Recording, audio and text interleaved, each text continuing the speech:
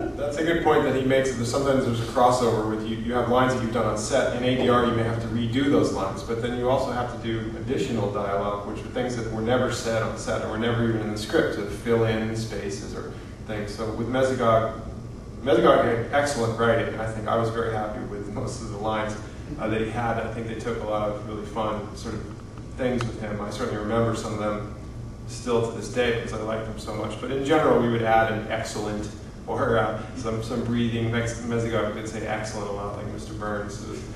In a lot of different ways was his big thing. I thought he said egg salad.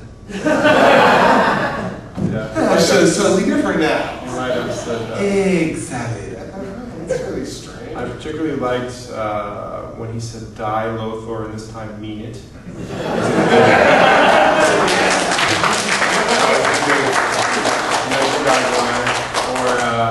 Because he really thought Lothar was a joke. He really I remember when I met Grant when he came on the set. We did all that in one day, and I looked at him. I said, "Nice ponytail. That's your bad guy thing? You gotta be kidding me." Or the thing I said before about obedient dogs. I call and they come. That was another favorite Mesogog line of mine. Somebody else?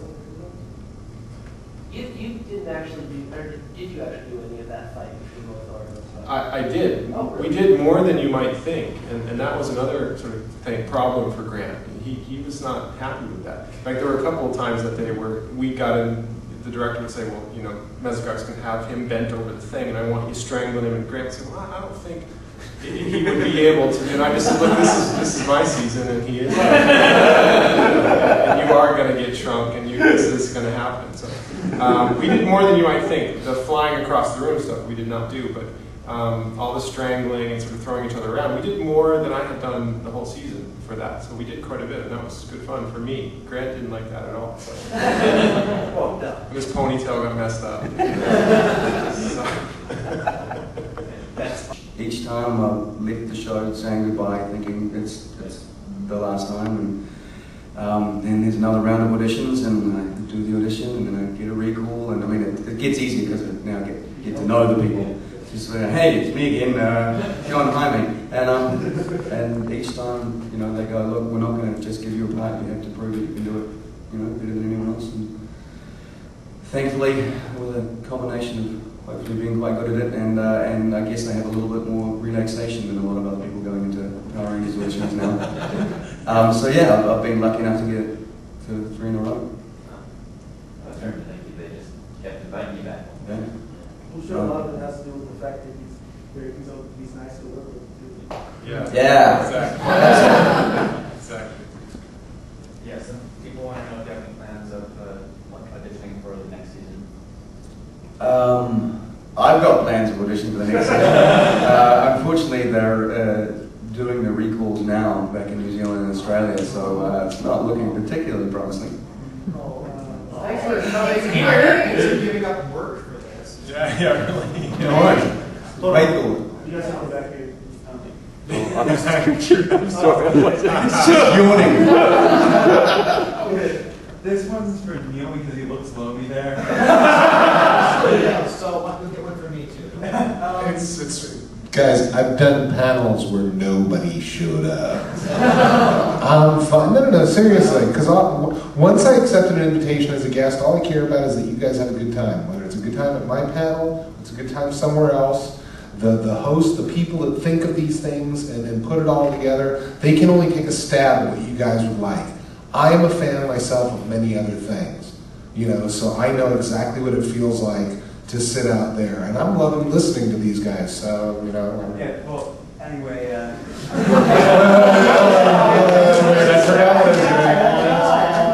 I appreciate it. Favorite moment in the booth. Favorite moment in the Probably booth? spend a lot more time per capita in the booth. No, you know, on this show in particular, probably the most fun days were the group days, the group ADR days, where we would show up, you know, 4 or 5 of us, and just have no idea what we're doing. You know, we're gonna play the villains for the episode. We're gonna,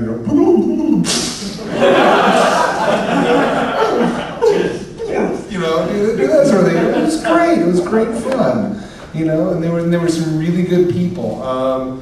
You know, there were many people who were involved with Saban before I got there, but you know, it was a nice little shop. It was a good little group of people to get involved with. You know, I was happy that I auditioned and I got the roles. I loved playing Diabolico because I mean he's just I played the ultimate hero in the universe, and it was great fun and great respect that I played him, but it wasn't ever nearly as much fun as playing the bad guys.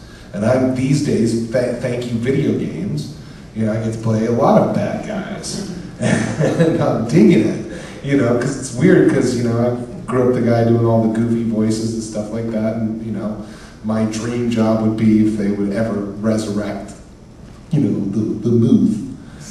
It's a job that I would obviously love to do, and I like the wacky stuff, but the villains are just, you know, it's like a fresh summer peach, man. It's gorgeous to look at, and then you bite in, and it just drips down your arm, and you sit there going, oh yeah. You know, villains are just awesome. Who do you think had a better time making those Matrix movies? You know, Keanu Reeves or Hugo Weaving, who got to walk around going, chewing up scenery for crying out loud. My favorite times were just working with, you know, the crew up in Valencia. They were a great crowd. So yes, sir. Just because you mentioned it a couple times, what games have you been working on recently? It was like I almost had to go, hey, is this the same show? Is this Power Rangers? Right on, this is cool. And then with Diabolico, I mean, it's hard for me to say that he had no socially redeeming values because he really did. He had loyalty to his compatriots. And that kind of shocked me. I must admit, when it came back after he died and he came back and had those last couple of episodes, I must admit that kind of surprised me. I wasn't expecting that to happen because I always enjoyed saying there's nothing good about this character. He's no socially redeeming values whatsoever. He even likes the designated hitter. Thank you. But yeah, that really surprised me, and that was really kind of nice, you know, to have him involved in the way that the show wrapped up. So that was really cool. He saved the day, but I think for me the start of the character's redemption is really he's raising Ryan. That's what I wanted to ask you about. Do you feel Diabolico truly loved Ryan, and that he just, because of the role he was in, he was forced to? You know, I don't think so. I think he was just kind of a tool, but much like you know, you raise any, you know, beast of burden, as it were. Well, because he was just there, he was being used. So he was a tool to eventually get revenge on him. Absolutely. So eventually, you know, unless you're just beating the animal constantly, you're going to have some kind of care and affection. You know, it's like, Yeller's my dog, Mama, I'll do it. You know, so if somebody had to put him down, I guess I would have done it. Did I spoil the movie for anybody? Sorry. By the way, my version of Old Yeller ends when Yeller, like, saves them at the fire. I just press the stop button. Happy day!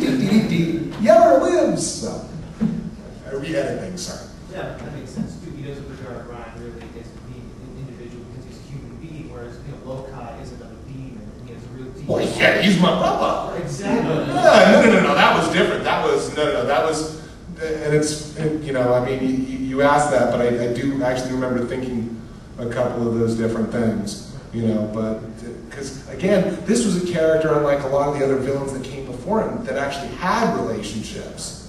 You know, it wasn't just a guy going, you know, I'm bigger than buildings, you know,